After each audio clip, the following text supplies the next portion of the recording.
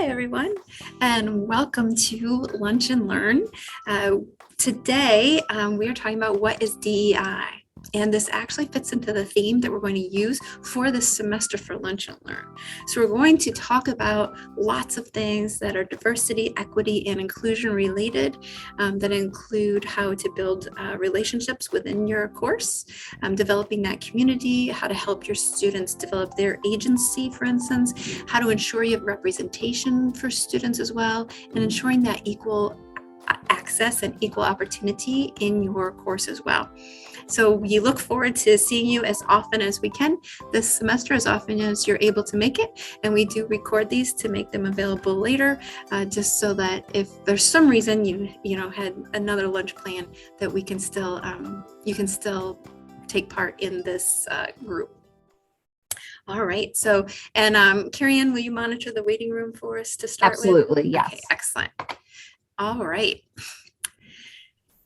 This is our agenda for our Lunch and Learn today. We're going to talk about diversity and how we celebrate diversity. We're going to talk about equity and how we can facilitate equitable activities. And we're going to talk about inclusion and how can we contribute to that inclusive environment. And we'll talk about a little bit about how diversity, equity, and inclusion actually work together. So why do we talk about them apart, and why do we think that they need to work together? And finally, there is a call to action today. And I am Laura Thompson, and I'm a Learning Strategies Coordinator with CCIT, and this is Karianne Sparks, and I'm Educational Technologist with CCIT. Excellent. All right, we'd like to be able to start with this activity. It's a Poll Everywhere activity. And this is an opportunity for you to respond to what you think of when you think of diversity, equity, and inclusion. What does that mean to you? So we want to kind of get a feel for the conversation.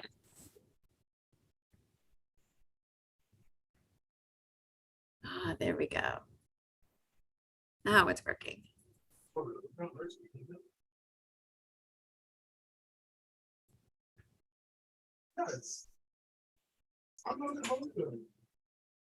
And you can enter a few different words if it means a few different things to you as well. That is not a problem because it lets you enter more than one response.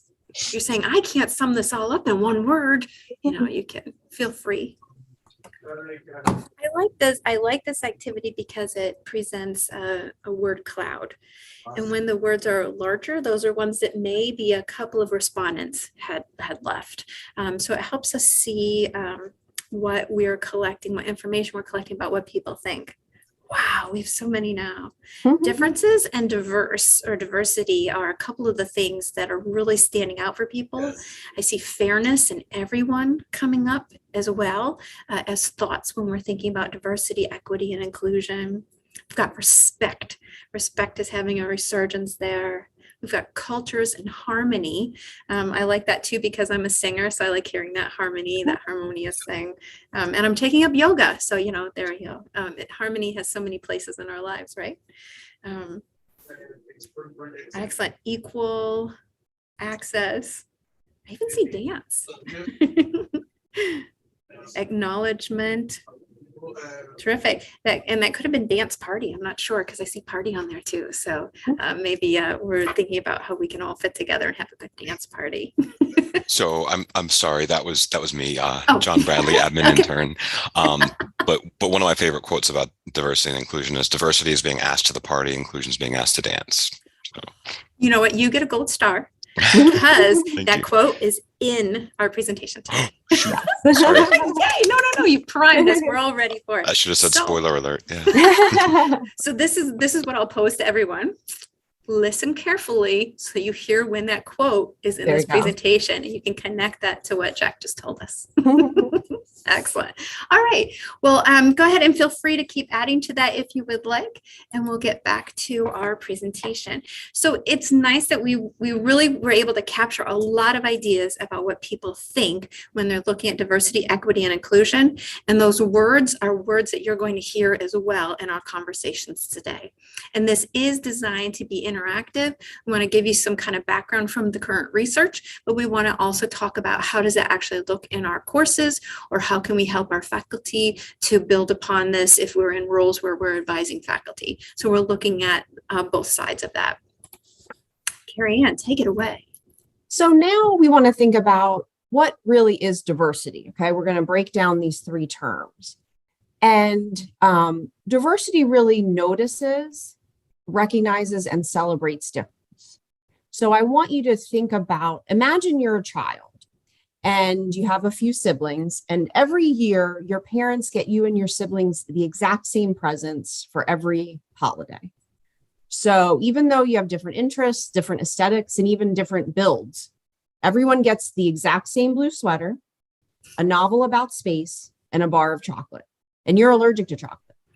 But your parents say, we don't see difference. We just want to treat everyone the same. Would you feel celebrated? Would you feel a sense of belonging in your family? Or would you feel maybe that your parents don't really see you for who you are? And you can feel free to unmute or answer in the chat. Well, it's a like a consideration for my individual desire or needs, right? Yeah, exactly. You'd feel like, well, we're just all getting the exact same thing. You know, it doesn't feel like my specialness is being recognized. And we all want to feel that. We all want to feel that people see us for who we are, instead of, we're checked a box that we gave someone the same exact thing. Any other thoughts on that, or a way to think about how we think about diversity? I think on the surface level, it doesn't sound bad. Everyone got something, right? Mm-hmm. There's a way to feel that I was part of the group because I got the same things as others. However, if you look a layer deep and you really look at it from the individual's perspective instead of a group mentality, it changes the whole dynamic to more of what Jason was talking about. Right. And in the chat, Michelle said, we all want to be seen as individual, unique, and valuable. And I think that's very true. I think there was a time, Laura and I talked about this when we were planning the session. There was a time when this idea of diversity meant, well, we don't see differences, right? We treat everyone the same, and that's the ideal. And I think we've realized that, even just in that, in that present example, treating everyone the same doesn't necessarily make people feel that they belong. It sometimes can make them feel they're just one of a number. So we want to think about, that thinking about differences and celebrating those is not a bad thing. It's not harmful to recognize that people are different. And it actually can make people feel more special and more like they belong.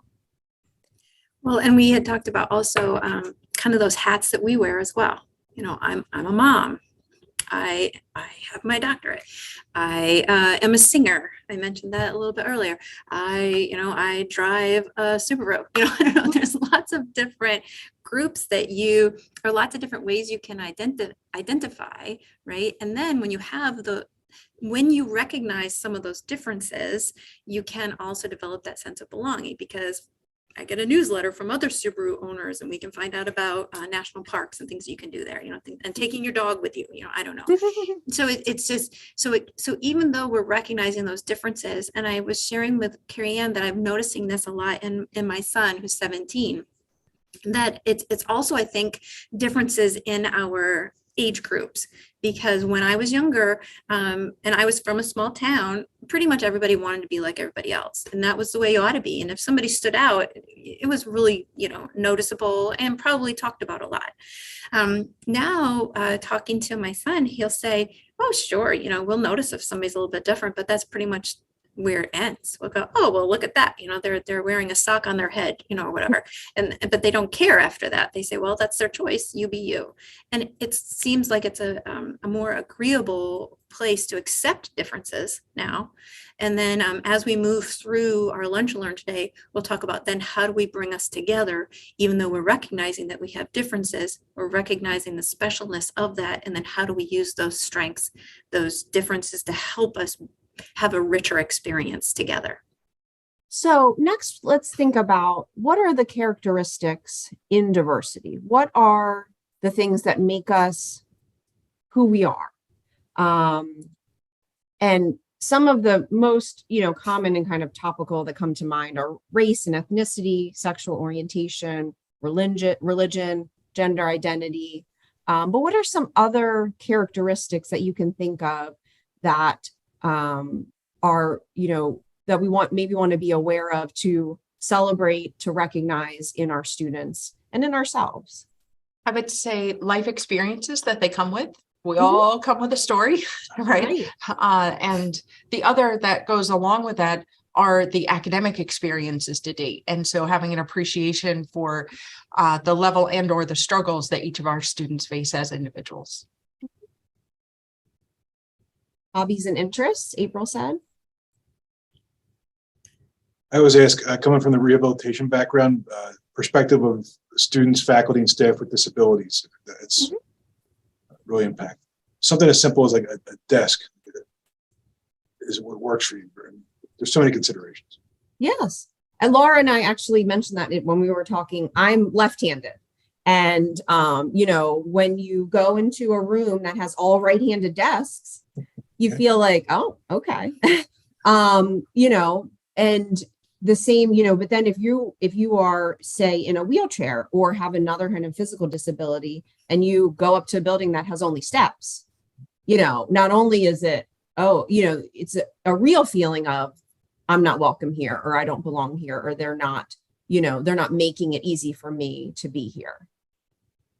Yeah, and those are thoughts that lead towards that inclusion as well, right? I think also, if we look at it, I like what Jason was saying, because if we're thinking about the perspective of individuals who might have some disabilities or have a different way that they need to access things, and we think about that to begin with, we also can begin to talk about their voices as we're planning, as we're making things, so that we're doing it at the beginning. Because some of the classic things I've seen, for instance, with Universal Design for Learning, if you, Karianne made the example of a building with only stairs. Well, a lot of buildings have been made handicap accessible. You go around to the back door.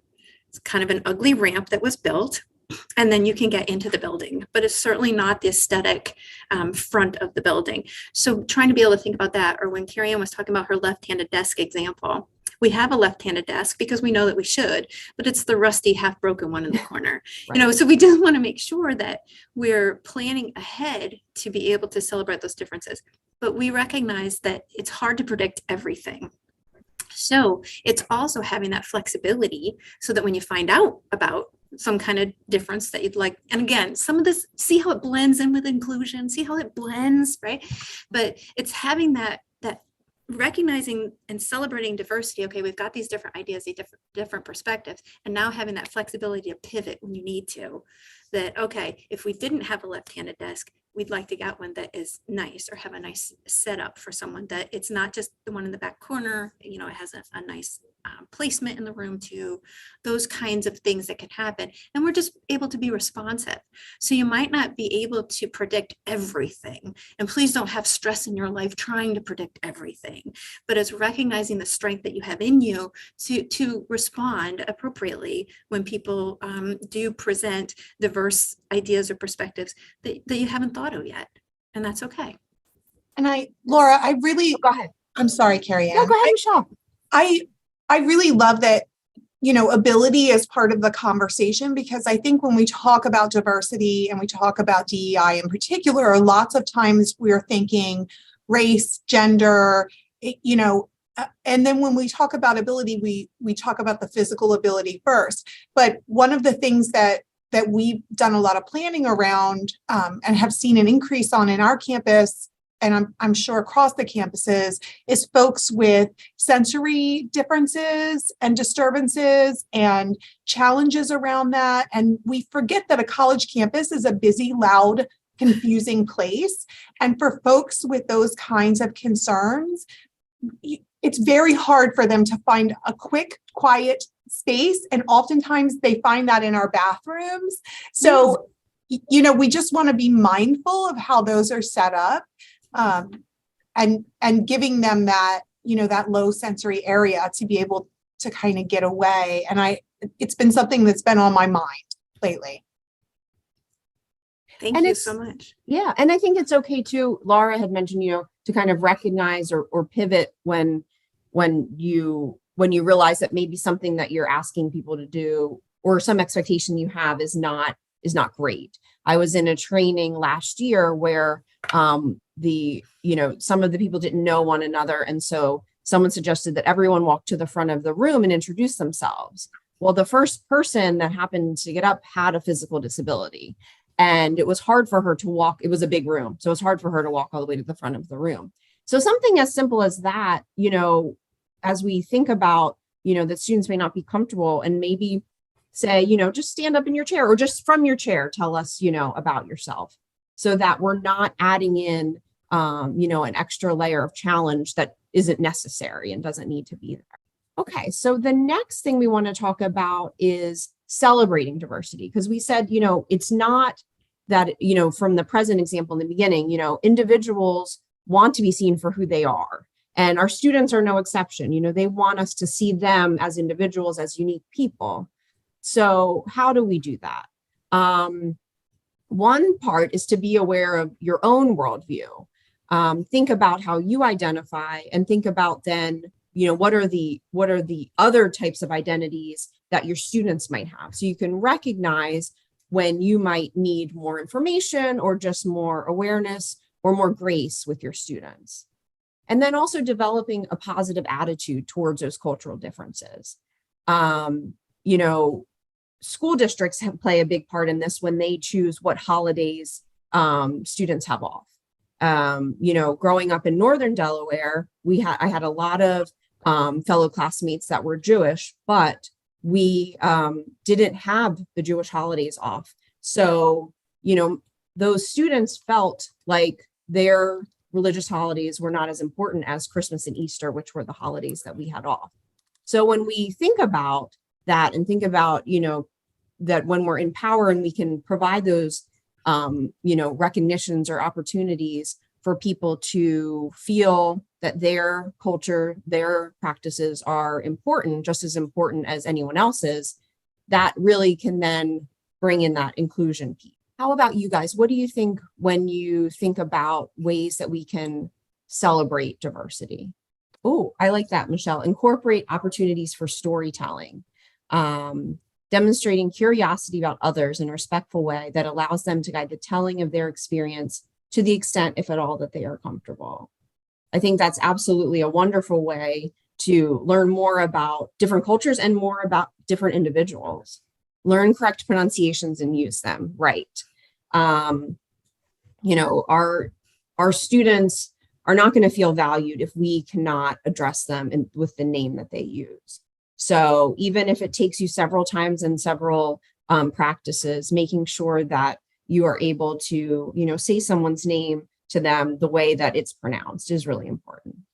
And I have in my signature line, actually, I'd seen it in someone else's, so it wasn't my first thought or my initial idea, but it's a hear my name little link so that you can, now my name's not that hard, I know, but it was just showing an example so that if you have a name that might be a little bit more difficult, that your students or colleagues might first see your name before they meet you and think, oh gosh, I don't know what to do with that name. I'm not sure how to say it. So then they have an added layer of anxiety of interaction. And that way they can hear it before they meet you. And you can accomplish that through your videos and your courses as well. But I just stuck that into my signature line, and I'll grab that link and stick it into the chat as well for you, so that if you want to play with the tool, you can explore it.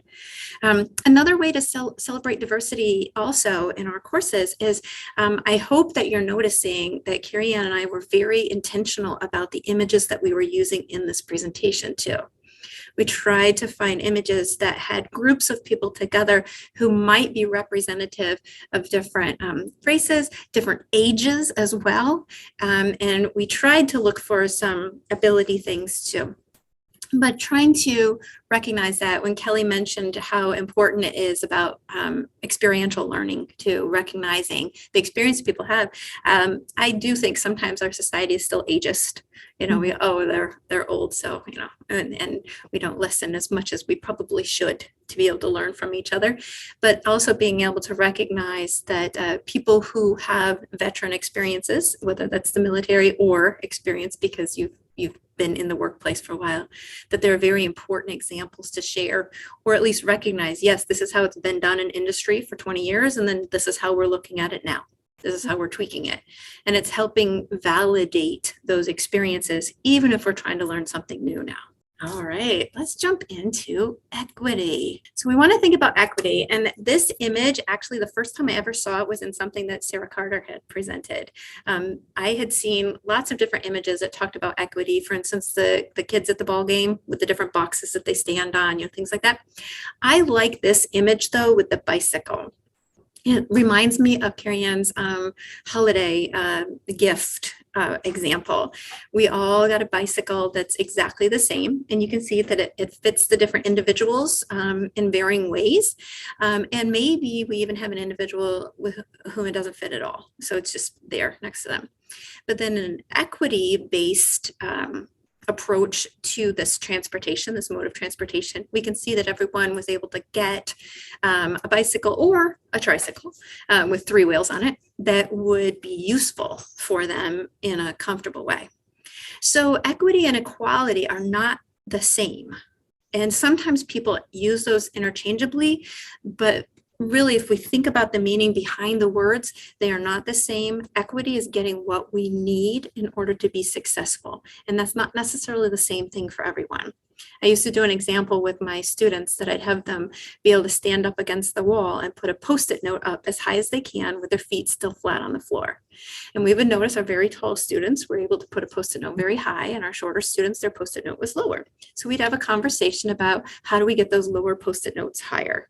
And they talked about, standing on a box. They talked, I was with elementary students, they should drink milk. They had all kinds of, their diet, all these other things. But then we talked about how that could be like reading.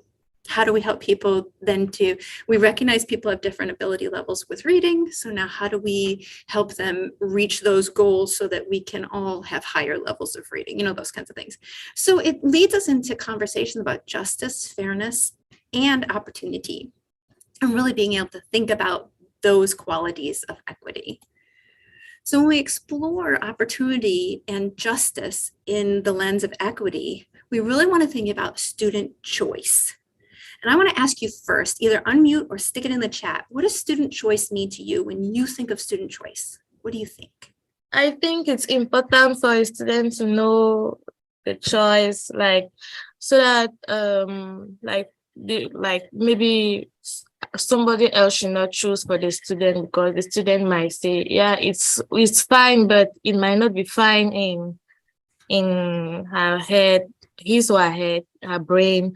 And I think it's important for a student to make his or her own choices that is suitable and good for his or her, for her or he. Excellent. Thank you, Lindsay. Thank you. Thank you. Options, Kelly Davis said, yeah. And Kelly, I like how you said clearly communicated options. And I think that might tie in with what Lindsay was just saying also. So providing those choices, but really helping to communicate what those choices are so the student is able to choose the one that works best for them. Anything else real quick? Maybe like alternative ways of doing some assignment.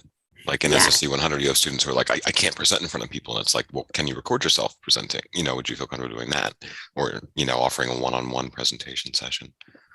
Yeah. And I love that you provided that example too, Jack. Thank you for the example of it as well. Or Jen had just put in there too. She said giving students different choices on how that material is presented and in their assignments. So maybe you have that read about it choice, you have that watch it choice, and you have maybe a listen to it for students who want maybe more of the podcast experience, right? But it's also making sure that those sources of information are comparable. So it's not just random things that we choose. They're things that get the students to the objectives where we want them to be. And you might be surprised how many students use 2 of those resources. So we give them the option because we think they'll choose one, but many of them like to learn in tandem with 2 different opportunities. And also in that student choice, and this might speak a little bit to what Lindsay was saying as well, I think what I heard from her about the way that they present their information, and this talked about with Jack and with Jen's comments about assignments.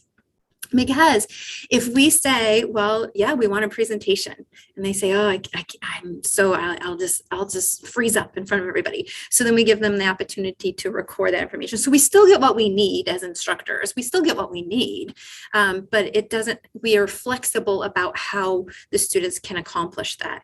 That those are different ways. And so it's giving them the opportunity also. And, they might want to create, their PowerPoint, or maybe they want to write that traditional paper, but it's providing rubrics that help lead them to demonstrating their learning for you. And I'm also not advocating that you have to write a different rubric for absolutely every different mode of representation of their learning.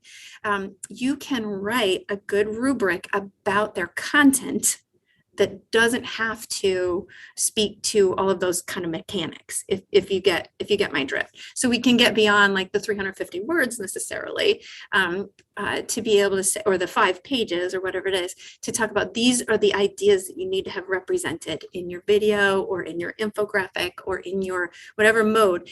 I still might have the students warn me what choice they're making, just so we can make sure we have that conversation if we need to, and so they don't just all of a sudden surprise you with like one Google slide or something like that, so that they're really representing their understanding. But it's opening that that line of communication, and the student voice is listening to your students. So this is through, maybe you have those surveys, and you can do them anonymously in B2L, and you can ask students, okay, what did you think about this unit? What did you think about the way I taught this lesson? I mean, you can be brave and ask them. And if you do it anonymously, they might be honest with you too. But it's also, it can be, what parts are strong that I need to keep going that you think helped you understand this the best? Or what new example do you think I could include that would help someone else understand? Sometimes when you have students put the lens of somebody else also, then they don't feel as conflicted about what they're thinking. They're trying to help other people, and that lens can help them as well. Are there thoughts about student voice? Anything else you'd like to add about that? Student voice, like I'll speak for myself because I'm not really used to speaking like in front of people. Like I always get very, very nervous. My hands are shaking. It's usually hard for me to speak in front of people. But for students, I think it's important for a student to be able to speak for his or herself. Like it's really important, and not other people speaking for them. Like they really need to stand on their own and speak for themselves. It will help them like in the future. That's what I think. Thank you, Lindsay. And thank you for speaking up today. We appreciate it. And I think, the Zoom has given us, even though sometimes we all hate it, I'm sure, but Zoom has given us this opportunity because, before COVID, if we were all in a classroom, the only way for a student really to communicate was to talk out loud in front of everyone. And what Zoom offers is you can put your information in the chat. So it gives you time to think about what you want to say before you say it. And you can chat to everyone in the meeting, or you can chat only directly to the instructor or someone else in the meeting. And I think even when we're back, in person, we don't want that opportunity to go away. So thinking about, like Laura said, asking for student feedback and then allowing them to give it to you in multiple ways. You might ask students in class how a lesson went, but then tell them, if you have more thoughts, you can email me or you can stay after class and talk to me. You don't have to necessarily say it in front of every other student here. And then another thing that I've read in the literature, students really, many of our students especially don't have a lot of academic confidence. And so when they come into a course, they can be, kind of nervous about how they're going to do. But seeing other students and hearing from other students about the course, students who have been successful in the course, is really helpful. So if you, at the end of an assignment were to say to your students, what would you tell the next class about this assignment? Or, at the end of the class to say to your students, what would you tell the next set of students about this class? And then in some way record that information and share it with your students. They can see students who maybe look like them or sound like them or have similar experiences and feel like a kind of a boost of confidence that they can be able to be successful in this course as well. So that leads us into that facilitating equity as well. So recognizing what I'd like you to do, please take a moment, get those hands ready to type in the chat or to push that unmute. What is one way that you either have already included equity in your courses, or you now feel so inspired you can't wait to do it to help facilitate equity in your courses? I don't know if it was the best path, but I used to share, I would tell students my embarrassing moments from when I worked in the clinic, when I wasn't very considerate, where I wasn't very thoughtful. And I simultaneously was not considerate of patients, and I made a fool of myself. So that's always seemed to be impactful. And I didn't mind sharing that story because it was a, what do you call it, painful learning experience. And that self-disclosure goes a long way because they see you, they know that you're successful, they know that you're an expert, and then they recognize that you were able to get through it. You had a couple of hiccups here and there and you were able to get through it. That's a really great that you feel that confident that you can share that and show them how you've grown. I see also we have some feedback from Jen. She's changed the images in her courses. She's been thoughtful and intentional about that. And she's been offering student choices and options. Jen, is that with your assignments? Is that with your content? Is it both? Both of them, trying to do it in both ways as much as possible. I mean, there's some assignments that they're written assignments, so we can't really give them options on how to, submit those. But then there's other places, homework assignments where we've been able to give them options as far as, submitting a video or audio or, writing, and let them make that choice. I know you've been really intentional in some of your writing prompts and things like that, trying to really make them interesting, almost like a case study example that you've tried those things as well. So those are all great ways to help build that motivation. And I also see Kelly was talking about assessing BSN courses and keeping that DEI lens there to think about the wording, the images, and the learning materials. That's one of the things I noticed is sometimes, I'm from Northern Michigan, and I'll say, hey guys, whatever. That can be seen as kind of insensitive for some people because that word, it's gender related. So I'm trying really hard not to say that. Now, granted, it was built into me for 25 years, so it's a tough habit to break. But those are some of the things where I'm trying to pay attention to the words that I use, and you'll hear me say individual, for instance. Some people don't like even person, but I've heard like folks. I heard folks today that can be more of a general way to help communicate. So even in little things like that, but again, it's not having so much stress that you feel paralyzed that you can't communicate. It's just recognizing that you can have those conversations about it if something comes up, and being okay with those conversations. And we've also seen that we have asked students to include an image that represents themselves in their intro discussion board assignment. It can be a photo, but it doesn't have to be. It can provide any kind of personalization or a way to make connections. Kelly, do you want to give a couple examples of what you've seen, or? Sure. Sometimes it's their favorite sci-fi character, and sometimes it's a selfie, and sometimes it's a photo of 20 people that I have made the assumption that it's their family, but it may not be, whoever they define as that. So it is interesting, that variety that comes across. Excellent. That's terrific. Oh, and Michelle has tried to ask students what they would like to be called and what their pronouns are, their preferred pronouns, and that's an effort that she's making to try to use those as well. Anything you'd like to add to that, Michelle? I think sometimes it's a difficult conversation to have. So encouraging students to provide that information. You know, one of the things that I did, especially with Zoom courses, was show them how to show their pronouns and how to change their display name, because it can lead to confusion and to hurt feelings if that's not as up to date as possible. And because we do have some challenges in terms of changing usernames and things associated with our accounts, we want to make sure that we give students all the options that they have, and changing that display name is an easy option for them to have.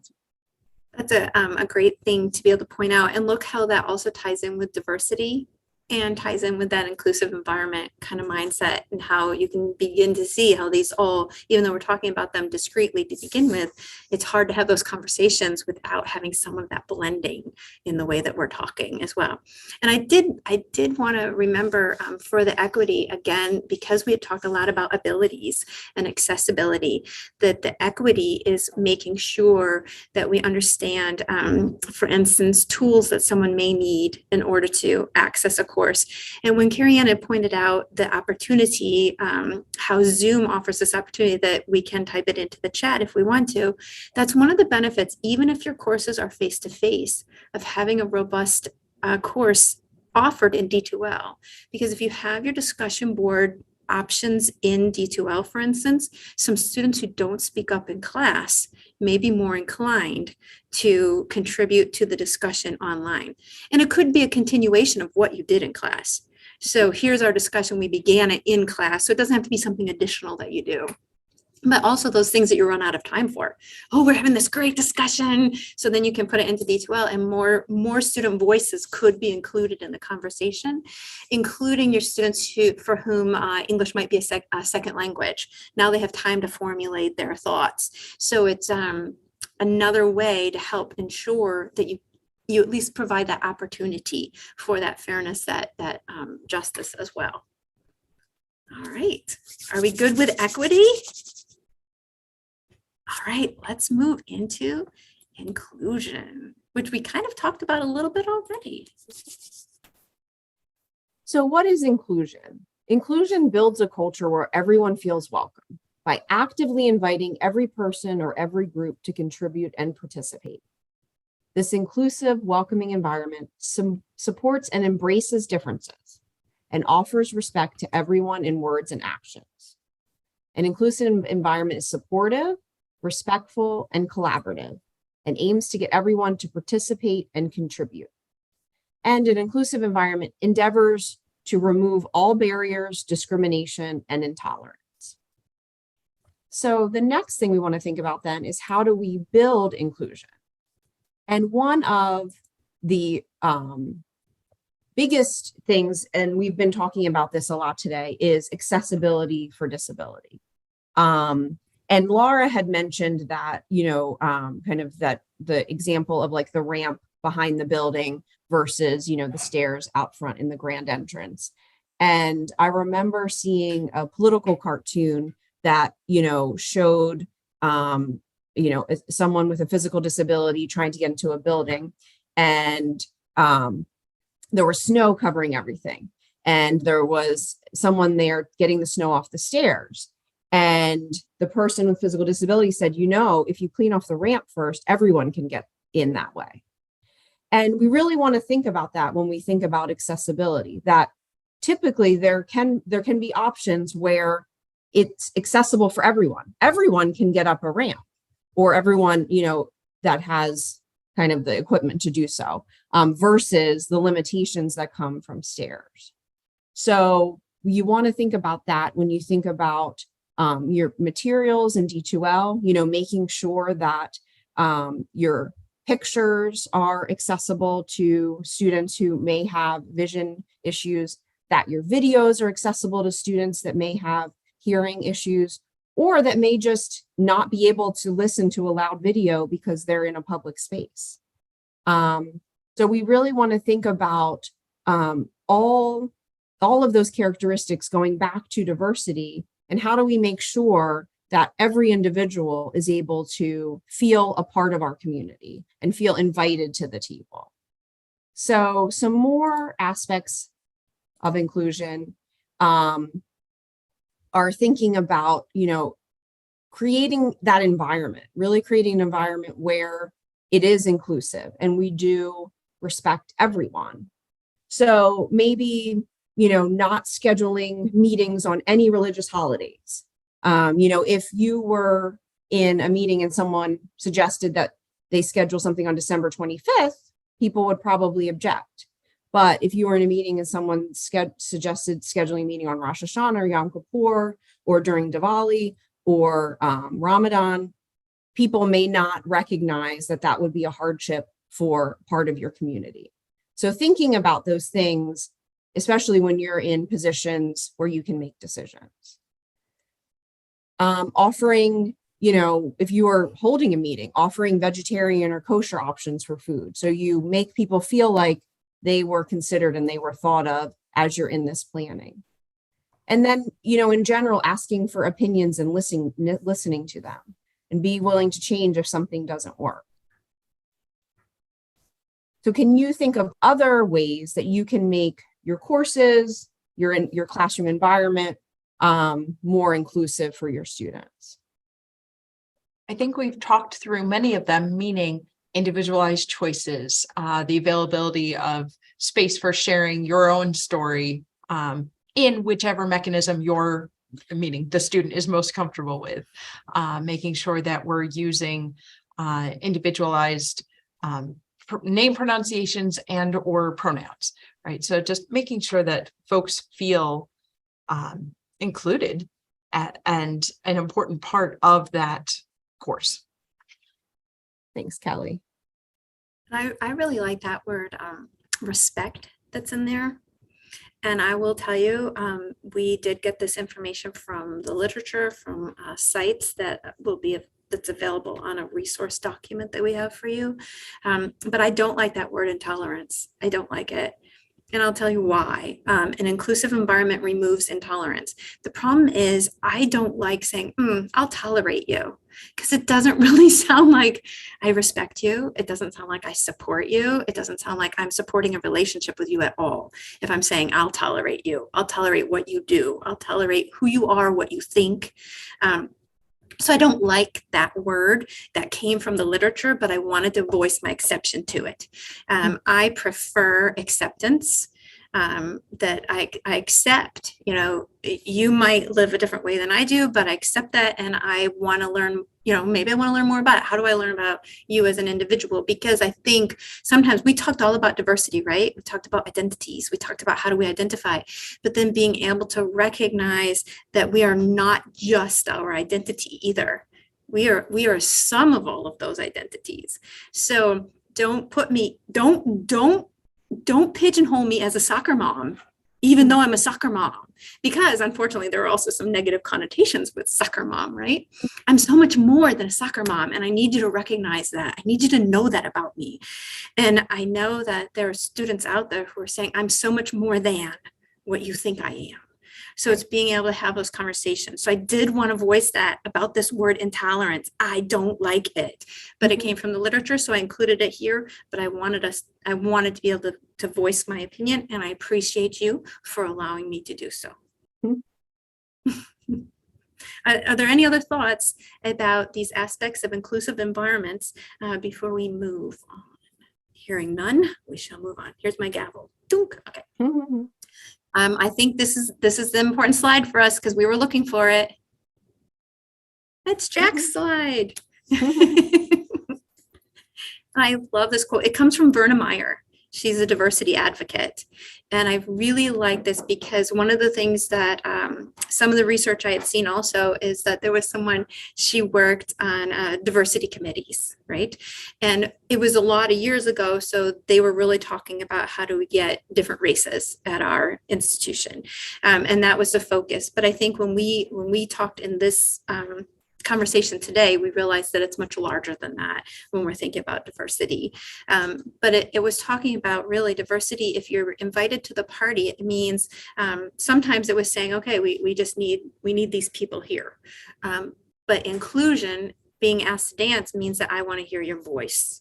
We want to actually consider that in our planning, in what we're deciding, in our decisions, in our designs, that we're really not just saying, okay, we got somebody, click. We are recognizing the different contributions we can have so that our entire experience is richer and more involved. Any other thoughts on this quote? I thought Jack said it pretty well at the beginning too. Oh, and I love Michelle added compassion and empathy. She said, when you have compassion and empathy, then tolerance isn't something that we think about anymore. And I think you're right. And empathy is one of the more difficult things really to develop. But if we endeavor to try to at least understand what people might be going through, that can mean so much. All right, here's your call to action. What will you do for your students? We've had all this conversation about DEI, diversity, equity, inclusion. What's it mean? How does it work together? How does it interact? What are your ideas? What are you going to do for your students? And a first step is good. It doesn't have to be everything, because this is huge. Well, and I think what the empathy piece is really important. And I think, sometimes as educators, people get a little jaded and they start to feel like, oh, these students, they don't want to do this, or, we've all heard that. So thinking about your students as individuals and trying to get to know them, because it's much harder to dismiss someone that you know. So, really thinking about them as individuals. And I think that goes a long way to developing that empathy. Excellent. And I noticed that Kelly had put into the chat to look for more options for assignment completion. Where's something that I can add? And again, it doesn't mean you have to change every one of your assignments in a course that's been created. Choose one that fits right now for this semester. And the next semester, add another choice. We're reflective practitioners. We're trying to grow and to make our courses more and more effective each time. All right, you can pop another idea in there if you would like, but I'll give you a couple more. You can stay open to the feedback that your students give you. We talked about providing opportunities for student voice. Actually listen, and then be transparent about it. Tell them, well, I had feedback from students before that said blah, blah, and this is why I'm trying blah, blah now. This is why I designed it this way. And sometimes when students realize that you're actually listening, they don't mind filling out those little survey questions either. I don't know about you. I don't like filling out another survey if I don't feel like it matters. So if you let me know that you are responding to some feedback that you had gotten, then I feel like my voice might mean something to you. And then involving students in planning. I know one's really hard, but it's really incorporating. Maybe you have those exit surveys from either the lesson or from the course. And if students give you some feedback that you think is actionable, that you can actually do, try it. And that's another way to be able to involve them in planning. It doesn't necessarily mean you call them up and say, hey, I'm planning lesson 10. What should I do? It's being able to, but then also making it very transparent. I got this feedback from students last year of how I could make unit 10 better. And this is why I'm trying this. Let me know what you think. And if you're very transparent about it, then students feel welcomed to that table. Well, thank you so much for coming. We really appreciate it. And thank you so much for participating. That always makes, sessions more lively when we have participation. We really, really appreciate it. Thank you so much for beginning these conversations with us. And we hope you're able to make it for the rest of the Lunch and Learns this semester. Take care. Thank you both. Great job. Thank you.